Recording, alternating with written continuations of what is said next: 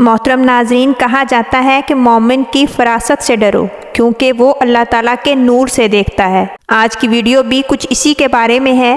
آج آپ کو ایک ایسے ہی روحانی شخصیت سے متعارف کروائیں گے جنہوں نے مسلمانوں کو مستقبل میں پیش آنے والے بڑے بڑے واقعات و حادثات کی خبر دی، اور ان کی وہ پیش گوئیاں تو پوری بھی ہوئیں۔ شاہ ولی اللہ ہی وہ روحانی ہستی اور صوفی بزرگ ہیں۔ شاہ ولی اللہ کا نام اولیاء کرام میں ایک نمایاں حیثیت رکھتا ہے۔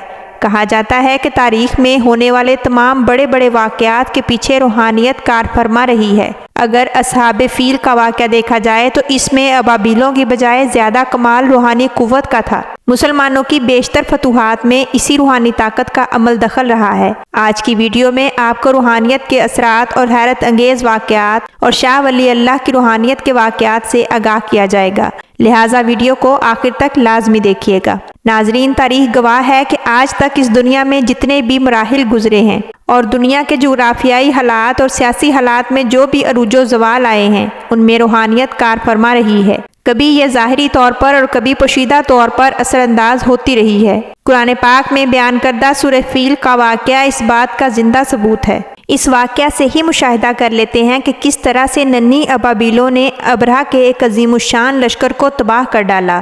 یہ براہ راست روحانی مداخلت کی ایک زندہ مثال ہے جس نے عالمی جغرافیائی حالات پر گہرے اثرات چھوڑے۔ ذرا تصور کر کے دیکھیے کہ اگر نعوذ باللہ اس وقت خانہ کعبہ تباہ ہو جاتا تو آنے والے لوگوں اور دنیا کی تاریخ کیا ہوتی۔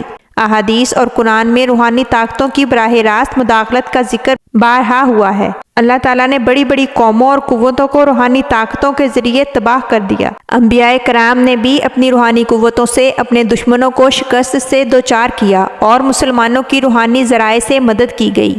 ناظرین، جنگ بدر کے موقع پر مسلمانوں کی اور مشرکین کی فوجیں روبرو تھیں اور ان کے درمیان ایک تصادم بھی ہوا، مگر قرآن اس بات کی گواہی دیتا ہے کہ فیصلہ کن کردار روحانی قوتوں کا تھا۔ جب نبی کریم صلی اللہ علیہ وآلہ وسلم نے کنکریاں اٹھا کر کفار کی طرف پھینکی تو اس کے نتیجے میں اللہ تعالیٰ کی طرف سے روحانی قوتوں کو مسلمانوں کی مدد کے لیے بھیجا جانے لگا، اور اس کا شاہد خود قرآن ہے جس میں فرمایا گیا ہے، پھر کیا ہوا جب آپ نے ان پر پتھر پھینکے؟ حقیقت میں یہ آپ نے نہیں پھینکے تھے بلکہ اللہ ان پر پتھر برسا رہا تھا۔ ناظرین، روحانی پہلو ہماری تاریخ کا ایک ایسا جزو ہے کہ جس کو ہم محض عقل کی کسوٹی پر رکھ کر نہیں پرکھ سکتے۔ ناظرین، حضرت یوسف علیہ السلام کو بذریعہ خواب ہی آنے والی خشک سالی کے بارے میں اللہ پاک نے آگاہ کر دیا تھا۔ یہ بھی روحانی ذریعہ ہی تھا۔ اسی خواب کی بنا پر ہی انہوں نے پورے مصر کو خوراک ذخیرہ کرنے کا حکم دیا تھا۔ روحانیت کی تائید کرتا ہوا یہ واقعہ بھی سورہ یوسف میں درج ہے۔ ناظرین، ہمیں رسول کریم صلی اللہ علیہ وآلہ وسلم کی پوری حیات مبارکہ میں ایسے بے شمار حالات و واقعات ملتے ہیں اور ایسے معجزات اور روحانی عمل دخل کے واقعات ملتے ہیں کہ جنہوں نے آنے والے دور کی تاریخ اور تقدیر بدل کر رکھ دی۔ رسول کریم صلی اللہ علیہ وآلہ وسلم نے اپنی ایک حدیث میں پوری امت کے لیے خوشخبری سنائی ہے جس کا مفہوم کچھ اس طرح سے ہے کہ سچے خواب نبوت کا 40واں حصہ ہیں، یعنی نبوت تو ختم ہو چکی ہے لیکن قیامت تک اللہ کے مومن بندوں پر آنے والے سچے خواب نبوت کے علوم میں سے ہی عطا ہوتے ہیں، اور یہ خواب مسلمانوں کے لیے خوشی، تنبیہ یا روحانی خبر کا ذریعہ ہوتے ہیں۔ صحابہ کرام کی زندگی میں بھی ہمیں ایسے بے شمار واقعات ملتے ہیں کہ جہاں روحانی قوتوں کے ذریعے نہ صرف مسلمانوں کی تائید کی گئی بلکہ ان تک اہم اور نازک خبریں پہنچانے کا بروقت انتظام بھی کیا گیا۔ ایک مرتبہ حضرت عمر رضی اللہ تعالیٰ عنہ کے دور میں مسلمانوں کی فوجیں ایران میں محو جہاد تھیں۔ حضرت عمر ان سے ہزاروں میل دور مدینہ کی مسجد نبوی میں جمعہ کا خطبہ ارشاد فرما رہے تھے کہ اچانک خطبے کے دوران حضرت عمر نے اپنا چہرہ مبارک ایران کی طرف کیا اور فرمایا، اے ساریہ، اپنے پیچھے پہاڑ کی طرف دیکھ۔ ساریہ اس وقت فوج کے کمانڈر تھے جو اس وقت جنگ میں مصروف تھی۔ میدان جنگ میں حضرت ساریہ کو حضرت عمر کی یہ آواز سنائی دی اور انہوں نے جب پلٹ کر پہاڑ کی طرف دیکھا تو وہاں سے دشمن کی ایک فوج حملہ آور ہونے والی تھی۔ چنانچہ حضرت ساریہ نے فوراً اپنی جنگی حکمت عملی تبدیل کی اور مسلمانوں کی فوج کو ایک محفوظ مقام پر لے گئے۔ گویا کہ حضرت عمر اس وقت مدینہ میں موجود تھے، مگر ان کی نگاہیں روحانی طاقت کے ذریعے براہ راست ہزاروں میل دور میدان جنگ کو اس طرح سے دیکھ رہی تھیں کہ جیسے وہ خود میدان جنگ میں موجود ہوں۔ یہ تاریخ کی ایک ایسی حیرت انگیز مثال ہے کہ جس سے انکار ممکن نہیں ہے، اور یہ روحانی قوتوں کی ناقابل تردید شہادت ہے۔ اسی طرح سے دریائے نیل کے خشک ہونے پر حضرت عمر رضی اللہ تعالیٰ عنہ نے دریائے نیل کے نام ایک خط لکھا اور حضرت عمرو بن عاص جو کہ اس وقت مصر کے گورنر تھے انہوں نے وہ خط دریائے نیل میں ڈال دیا۔ اس خط میں حضرت عمر رضی اللہ تعالیٰ عنہ نے دریائے نیل کو حکم دیا تھا کہ وہ اللہ کے حکم سے دوبارہ سیراب ہو جائے۔ چنانچہ خط کے دریا میں ڈالنے پر دریا نے جوش مارا اور ایسا سیلاب جاری ہوا کہ اس کے بعد کبھی بھی دریائے نیل دوبارہ خشک نہ ہوا۔ یہ حضرت عمر کی روحانی طاقت کی جو کہ سیاسی اور جغرافیائی حالات پر اثر انداز ہوئی ایک اور زندہ مثال ہے۔ اسی طرح سے ایک موقع پر فارس کے محاذ پر مسلمان فوج کی راہ میں ایک بکھرا ہوا دریا حائل تھا، تو حضرت سعد بن ابی وقاص جو کہ مسلمانوں کی فوج کے سپہ سالار تھے انہوں نے دریا کو حکم دیا کہ مسلمان فوج ہے، اسے کوئی نقصان نہ پہنچانا۔ اس کے بعد آپ نے فوج کو حکم دیا کہ دریا میں داخل ہو جاؤ، اور حیران کن طور پر ساری مسلمان فوج بخیر و عافیت دریا کو عبور کر گئی۔ دریا کی دوسری جانب فارسی فوج نہایت دہشت کے عالم میں یہ منظر دیکھ رہی تھی کہ کس طرح سے ایک پوری فوج اس قدر ٹھاٹھے مارتے دریا میں سے اتنے اطمینان کے ساتھ گھوڑوں پر سوار ان کی طرف بڑھتی چلی آ رہی ہے۔ تاریخ گواہ ہے کہ اس منظر کو دیکھ کر ایرانی فوج دیو آگے کے نعرے بلند کرتے ہوئے بھاگ کھڑی ہوئی۔ اگر روحانی قوتیں اس وقت مسلمان فوج کا ساتھ نہ دیتیں تو شاید آنے والے طویل عرصے تک مسلمان فوجیں کبھی بھی فارسی سلطنت کو فتح نہ کر پاتیں۔ یہ روحانی قوتیں ہی تھیں جنہوں نے اس وقت کی سپر پاورز کو شکست دی اور اسلام کا لوہا منوایا اور اسلام کا بول بالا ہوا۔ اس طرح کا ایک اور ایمان افروز واقعہ اللہ کی تلوار یعنی حضرت خالد بن ولید کا ہے۔ ایک جنگ کے دوران ایک کافر نے صلح کی آڑ میں حضرت خالد بن ولید کو دھمکی آمیز لہجے میں کہا کہ ہم آپ سے کیسے لڑ سکتے ہیں کہ ہماری تلواروں پر تو ایسا زہر لگا ہوا ہے کہ اگر وہ آپ کے جسم کو چھو بھی جائے تو انسان کی موت واقع ہو جاتی ہے۔ جواباً حضرت خالد بن ولید نے جلال میں آ کر اس سے وہ زہر کی شیشی لی اور اللہ کا نام لے کر اس زہر کو پی گئے۔ حیران کن طور پر زہر نے آپ کے جسم پر کسی قسم کا کوئی اثر نہ کیا۔ حضرت خالد بن ولید کی روحانی قوتوں کا یہ مظاہرہ دیکھ کر وہ کافر حیران رہ گیا اور دہشت کے عالم میں شکست قبول کر لی۔ صحابہ کرام سے لے کر آج تک تاریخ اسلام میں ہزاروں ایسے واقعات موجود ہیں جہاں روحانی قوتوں نے پیشگی خفیہ اطلاعات فراہم کی اور ان کی بنیاد پر مسلمانوں نے اپنی جنگی اور سیاسی حکمت عملی ترتیب دی۔ سلطان نور الدین زنگی کا واقعہ مشہور ہے جس میں خود نبی کریم صلی اللہ علیہ وآلہ وسلم نے تشریف لا کر خود خواب میں نور الدین زنگی سے فرمایا کہ مدینہ میں 2 صلیبی ہمیں تنگ کر رہے ہیں۔ خواب میں ان دونوں ناپاک صلیبیوں کے چہرے بھی ان کو دکھائے گئے۔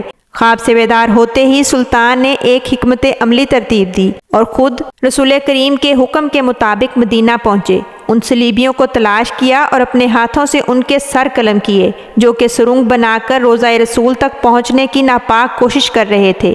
اس واقعہ کے بعد سلطان نے روضہ مبارک کے گرد گہری خندق کھدوائی اور اس میں سیسا بھروا دیا تاکہ آئندہ کوئی بھی ایسی ناپاک جسارت نہ کر سکے۔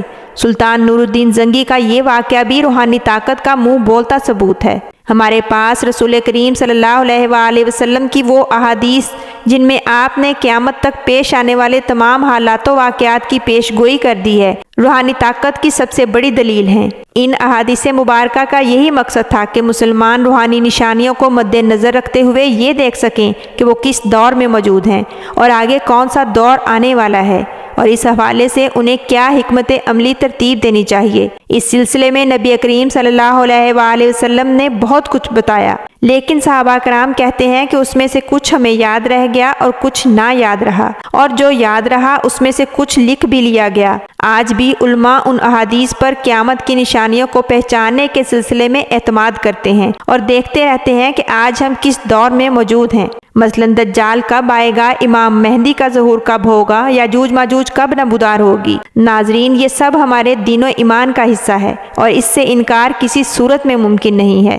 ناظرین، اسی طرح سے ایک بزرگ شہاب الدین غوری کی خواب میں بار بار آ کر کہتے تھے کہ ہندوستان پر حملہ کرو، ہندوستان تمہیں دیا جا چکا ہے۔ دوسری طرف خواجہ معین الدین چشتی ہندو بادشاہ پرتھوی راج کی گستاخی پر اس کو کہتے ہیں کہ جا، میں نے تجھے زندہ گرفتار کر کے مسلمان فوج کے حوالے کر دیا۔ حضرت معین الدین کی یہ بد دعا سن کر پرتھوی راج ہنسنے لگا اور پوچھنے لگا کہ کون سی مسلمان فوج اور کہاں سے آئے گی جو مجھے گرفتار کرے گی۔ اس وقت جو جغرافیائی حالات تھے ان میں یہ کام ناممکن نظر آتا تھا۔ مگر عین اس وقت افغانستان کے بادشاہ شہاب الدین غوری کو خواب میں یہ حکم دیا جاتا ہے کہ ہندوستان پر پرتھوی راج پر حملہ کرو، شکست دو۔ چنانچہ ایسا ہی ہوا، پرتھوی راج کو شکست دے کر زنجیروں میں جکڑ لیا گیا۔ جنگ کے بعد سلطان غوری کو حکم دیا جاتا ہے کہ ایک بزرگ آپ کو طلب کر رہے ہیں۔ چنانچہ سلطان غوری حضرت معین الدین کی درگاہ پر حاضر ہوتے ہیں اور پہچان جاتے ہیں کہ یہ تو وہی بزرگ ہیں جنہوں نے خواب میں آ کر ہندوستان پر حملے کی دعوت دی تھی۔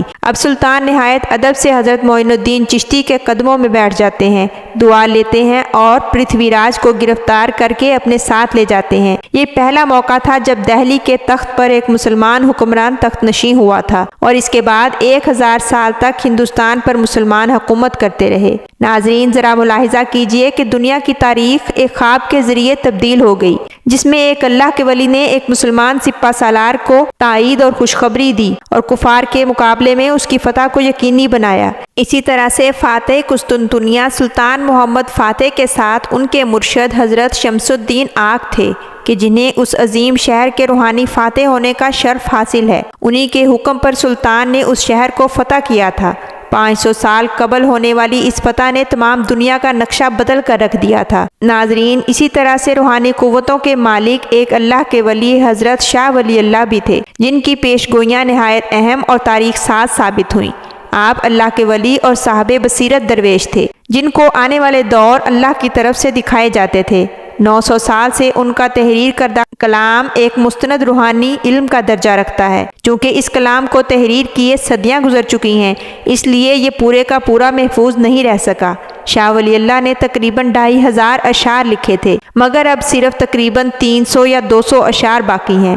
شاہ ولی اللہ نے قدیم دور میں ایک پیش گوئی کی تھی کہ میں سچ کہتا ہوں کہ ایک بادشاہ پیدا ہوگا اور اس کا نام تیمور ہوگا، جو کہ اس دور کا سب سے بڑا حکمران ہوگا۔ لہذا چنگیز خان کی اولاد سے تعلق رکھنے والا بادشاہ تیمور لنگ تاریخ کا ایک نہایت ہی ظالم و جابر بادشاہ تصور کیا جاتا ہے۔ ایشیائے وسطی کے میدانوں سے نکل کر اس نے ترکی، افغانستان، ایران اور ہندوستان پر کئی حملے کیے۔ خلافت عثمانیہ کے سلطان کو بھی شکست اسی کے ہاتھوں ہوئی۔ گویا تیمور صرف نام ہی کا مسلمان تھا، لیکن اس کے خون میں منگولوں کی سی جاہلیت اور سفاکی باقی تھی۔ اس کے زیادہ تر حملے مسلمانوں کی ہی طرف ہوئے اور اس کے ہاتھوں ترکی سے لے کر ہندوستان تک لاکھوں مسلمانوں کا خون بہا۔ اس نے تقریباً 1398 میں دہلی پر قبضہ کیا تھا۔ اس کی ایک ٹانگ میں نقص تھا، جس کی وجہ سے وہ لنگڑا کر چلتا تھا، اسی وجہ سے اسے تیمور لنگ کہا جاتا تھا۔ شاہ ولی اللہ نے ایک اور پیش گوئی کی کہ بابر کابل کا حکمران بنے گا اور اس کے بعد دہلی کے تخت پر قبضہ کرے گا۔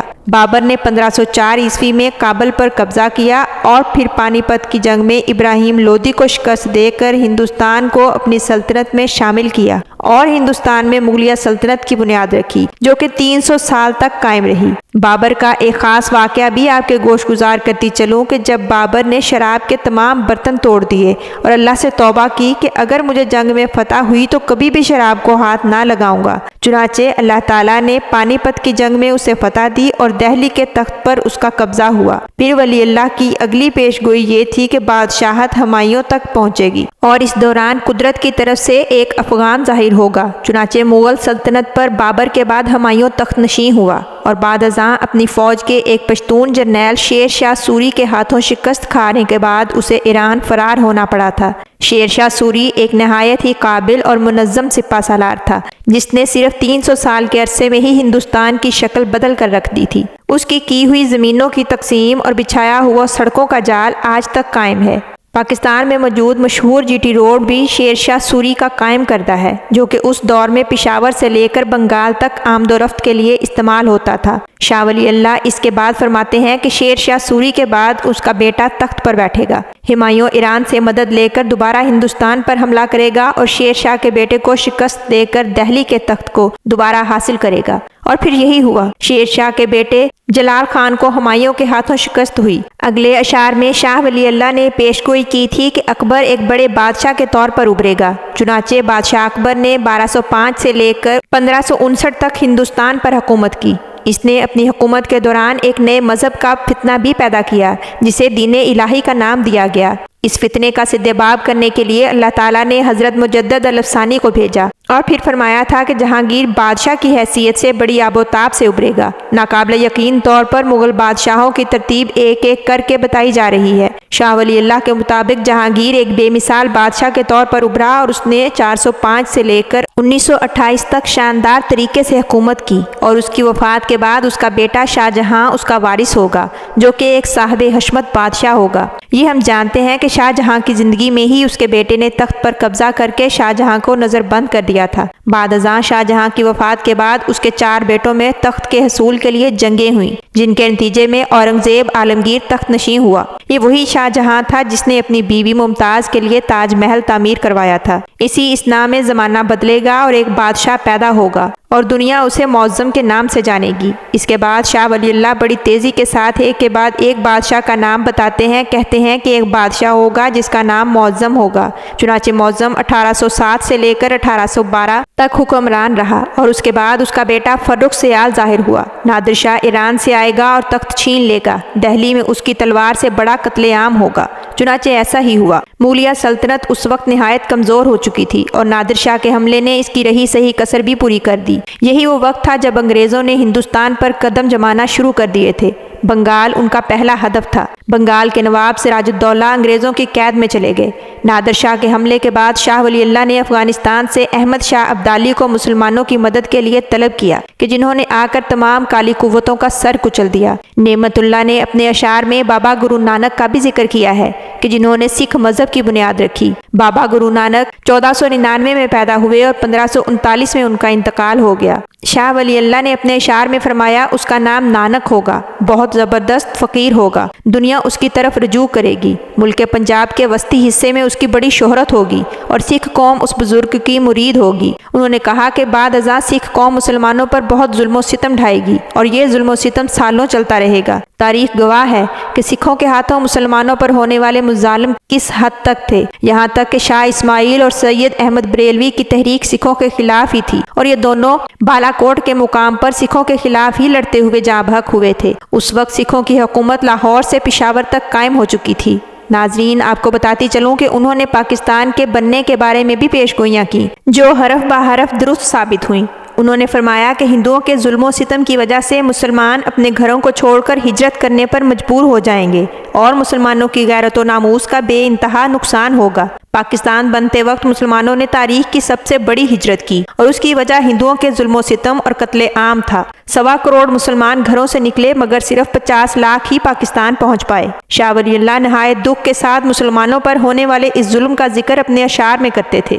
سکھ سردار تارا سنگھ تلوار لہراتا ہوا کہتا تھا کہ کوئی بھی مسلمان مشرقی پنجاب سے ہوتا ہوا زندہ پاکستان نہیں پہنچے گا۔ چنانچہ 60-70 کلومیٹر کے طویل مشرقی پنجاب کے راستے میں کوئی مسلمان بھی زندہ نہ بچا۔ پانی کے تمام کنویں مسلمان بچیوں کی لاشوں سے بھر گئے تھے۔ شاہ ولی اللہ نے کہا کہ اتنی آزمائش کے بعد ان کی تقدیر یعنی پاکستان ظاہر ہوگا، اور مسلمان اپنے بزرگوں کے علاقوں میں پناہ حاصل کریں گے، اور وہاں ان کی تقدیر ظاہر ہوگی۔ ناظرین، جہاں ہم آج آباد ہیں یعنی پاکستان جس جگہ موجود ہے، یہ ہمارے آباء و اجداد کی سرزمین رہی ہے۔ ناظرین، بالآخر جب پاکستان وجود میں آ گیا اور اس کے بعد قائد اعظم اور پھر لیاقت علی خان کے انتقال کے بعد یکے بعد دیگرے ناخلف حکمران آتے رہے ہیں، جنہوں نے نہ ہی پاکستان کی نظریاتی سمتیں متعین کی اور نہ ہی جغرافیائی سرحدوں کی حفاظت کے لیے اقدامات کیے۔ اس کے بعد ایوب خان کی حکومت آئی تو قدرے مضبوط مرکزی حکومت قائم ہوئی اور معاشی ترقی کا دور شروع ہوا۔ بے تاج بادشاہ حکومت کریں گے اور بالکل فضول حکم جاری کریں گے۔ لیاقت علی خان کی شہادت کے بعد جتنے بھی حکمران آئے ان کی اس سے بہتر تعریف ہو ہی نہیں سکتی تھی، کیونکہ وہ احمق ایسے حکومت کرتے تھے کہ ان کے احکامات کی کوئی اہمیت اور مقصد نہ تھا۔ پاکستان کا گورنر جنرل غلام محمد ایک ایسی ہی مثال ہے۔ اس کے علاوہ سکندر مرزا بھی پاکستان کے ساتھ خیانت کرتا رہا۔ یہی حال آج کے موجودہ حکمرانوں کا ہے۔ ایک غریب ملک کے کھرب پتی حکمران جس بے دریگی اور بے دردی کے ساتھ ملکی خزانے کو لوٹتے اور کھسوٹتے ہیں، ان کی مثال صرف انہی قوموں سے دی جا سکتی ہے جن کو اللہ تعالیٰ نے ان کی بدعنوانیوں کی وجہ سے صفائے ہستی سے مٹا ڈالا۔ یہ تو اللہ تعالیٰ کا پاکستان پر خاص کرم ہے، قائم ہے اور قائم رہنے کے لیے بنا ہے، ورنہ جس شفافیت کے ساتھ پاکستانی حکمران یہ دولت لوٹتے ہیں، اس کی جگہ اگر دنیا کا کوئی اور ملک ہوتا تو اس وقت تک یقیناً بکھر کر ریزہ ریزہ ہو چکا ہوتا۔ پاکستان بننے کے بعد نعمت شاہ ولی اللہ کی سب سے اہم پیشن گوئی جو سنگ میل کی حیثیت رکھتی ہے، وہ 1965 کی جنگ کے حوالے سے ہے۔ انہوں نے کہا تھا کہ مسلمانوں کو بس ایک ظاہری شور سنائی دے گا اور کافروں کے ساتھ ایک دلیرانہ جنگ لڑیں گے۔ ناظرین، یہ 1965 میں ہوا کہ جب اچانک ہندوستان نے پاکستان پر رات کی تاریکی میں حملہ کر دیا۔ اس وقت ایوب خان نے تقریر کی، وہ آج بھی لہو کو گرما دیتی ہے، کہ جس میں انہوں نے کہا تھا کہ لا الہ الا اللہ کو ماننے والی قوم پر کافروں نے حملہ کر دیا ہے اور انہیں معلوم نہیں کہ انہوں نے کس قوم کو للکارا ہے۔ ایوب خان کی اس تقریر کو سننے کے بعد پوری پاکستانی قوم کی طرف سے جس جرت مندی، اتحاد اور سرفروشی کا مظاہرہ کیا، اس کی مثال تاریخ میں کہیں نہیں ملتی۔ اس کے بعد شاہ ولی اللہ فرماتے ہیں کہ اس بے قراری اور اضطرابی کی کیفیت میں اللہ تعالیٰ مسلمانوں کے حال پر رحم فرمائیں گے۔ ناظرین، بھارتی فوج نے لاہور پر قبضہ کرنے کا جو دعویٰ کیا تھا خاک میں مل گیا۔ قبضہ تو دور، وہ لاہور میں داخل بھی نہ ہو سکے اور اللہ تعالیٰ کی مدد سے مسلمان سرخرو ہوئے اور 17 دن کی جنگ کے بعد عارضی جنگ بندی کی گئی اور مستقل جنگ بندی کے لیے ایوب خان اور بھارتی حکمران لال بہادر شاستری نے تاشقند میں ایک معاہدہ کیا۔ ہندوستانی وزیر اعظم کو اس بات کی قطعی توقع نہ تھی کہ ایوب خان اس امن معاہدے پر دستخط کر دیں گے، کیونکہ پاکستانی فوج کی پوزیشن اس وقت بہت سٹرانگ تھی۔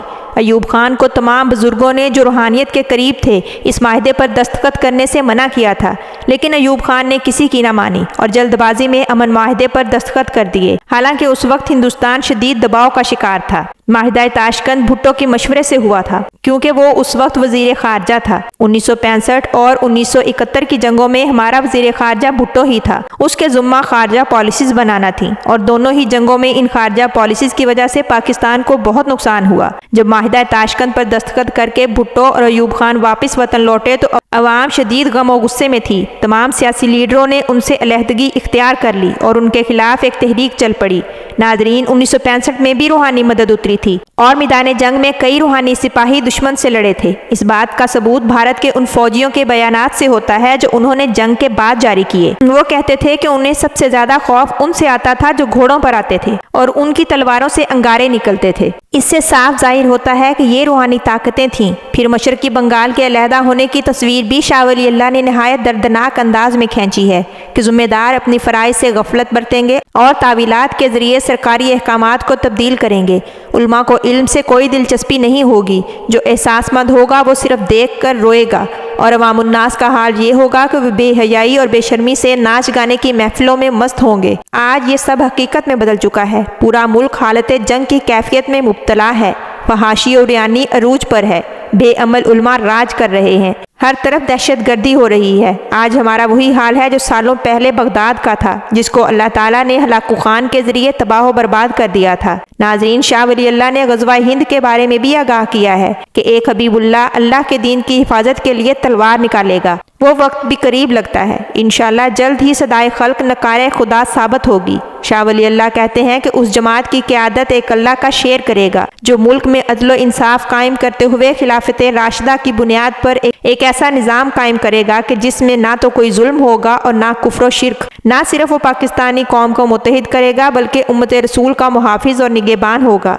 اس آنے والے مرد کلندر کی نشانیاں بتاتے ہوئے شاہ ولی اللہ فرماتے ہیں کہ ایک معاشی اور عسکری انقلاب برپا ہوگا اور پاکستان کی تعمیر نو کے دوران ہی پاکستان کے ازلی دشمن کی طرف سے شمالی علاقہ جات اور کشمیر میں ایک جنگ مسلط کر دی جائے گی۔ جس طرح امریکہ نے دھوکہ دہی سے عراق اور افغانستان میں حملہ کیا، بالکل اسی طرح سے ہیلے بہانے سے یہ جنگ پاکستان پر بھی مسلط ہوگی، مگر یہ جنگ ان کے گلے پڑ جائے گی۔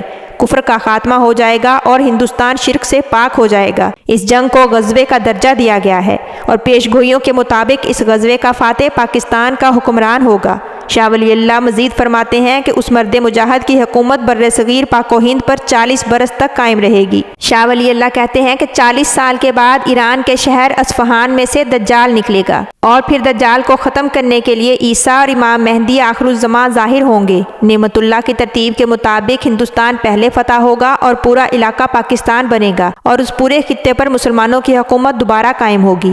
اس کے بعد دجال، حضرت عیسیٰ اور امام مہدی کے ظہور کا وقت ہوگا۔ یہی ترتیب رسول کریم صلی اللہ علیہ وآلہ وسلم کی حدیث میں بتائی گئی ہے۔ ناظرین، پھر اپنی تمام تر پیش گوئیوں کی وجہ بیان کرتے ہوئے نعمت شاہ ولی اللہ فرماتے ہیں کہ یہ آنے والے وقتوں میں مومنین کے لیے غیبی مدد کے طور پر مددگار ثابت ہوں گی اور ان سے مومنین فائدہ اٹھا کر دین کی فتح کے لیے کام کر سکیں گے۔ راز جو کہ میں نے بیان کیے ہیں اور یہ نادر موتی جو کہ میں نے پروئے ہیں، یہ مسلمانوں کی فتح کے لیے غیبی مدد کا کام کریں گے۔ اور پھر تمام رازوں کو کھولنے کے بعد اپنے آپ کو خاموش رہنے کی تنبیہ کرتے ہیں اور اس قصیدے کو بیان کرنے کا سال بیان کرتے ہیں۔ اے نعمت اللہ، خاموش ہو جا، رب کے رازوں کو ظاہر نہ کر۔ کنتو کنزا کے سال میں یہ راز بیان کر رہا ہوں۔ علم العداد کے مطابق کنتو کنزا کے حروف 548 بنتے ہیں، یعنی 548 ہجری میں نعمت اللہ یہ واقعات بیان کر رہے ہیں، اور نعمت اللہ کی اپنے بارے میں یہ تنبیہ ہے کہ اللہ کے رازوں کو ظاہر نہ کر، انشاءاللہ حق کا پرچم ضرور لہرائے گا۔ ناظرین، احادیث مبارکہ میں بھی غزوہ ہند کے بارے میں پیش گوئی کی گئی ہے۔ اب ہمارے جغرافیائی حالات اس بات کا اشارہ دے رہے ہیں کہ وہ وقت دور نہیں ہے اور غزوہ ہند کی یہ سعادت انشاءاللہ پاک فوج کو ہی حاصل ہوگی۔ احادیث مبارکہ اور نعمت شاہ ولی اللہ کے مطابق یہی ثابت ہوتا ہے۔ یہی وہ وقت ہے کہ شاہ ولی اللہ کے روحانی علم اور معلومات کو پھیلایا جائے اور عوام الناس کو یہ اویئرنس دی جائے کہ اس غزوہ ہند میں شامل ہونے والے لوگوں کے لیے کتنا اجر ہے۔ تو یقیناً پوری دنیا سے مسلمان مجاہدین امڑ آئیں گے، کیونکہ ہندو اور یہودی پوری امت مسلمہ کے دشمن ہیں اور یہ ایک ہی تھالی کے چٹے بٹے ہیں، اور دونوں آپس میں قریبی اتحادیوں کی حیثیت سے مشرق اور مغرب میں مسلمانوں کی تباہی کے ذمہ دار ہیں۔ ناظرین، امید کرتی ہوں آپ کو آج کی یہ ویڈیو پسند آئی ہوگی۔ اس ویڈیو کو لائک کیجئے، دوسروں کے ساتھ شیئر کیجئے، میرے چینل اردو داستان گھر کو سبسکرائب کر کے بیل آئیکن کو پریس کر دیجئے گا تاکہ میری ہر نئی آنے والی ویڈیو کا نوٹیفیکیشن بر وقت آپ کو مل سکے۔ حاضر ہوں گی ایک نئی ویڈیو کے ساتھ، تب تک کے لیے اجازت دیجئے۔ اللہ حافظ۔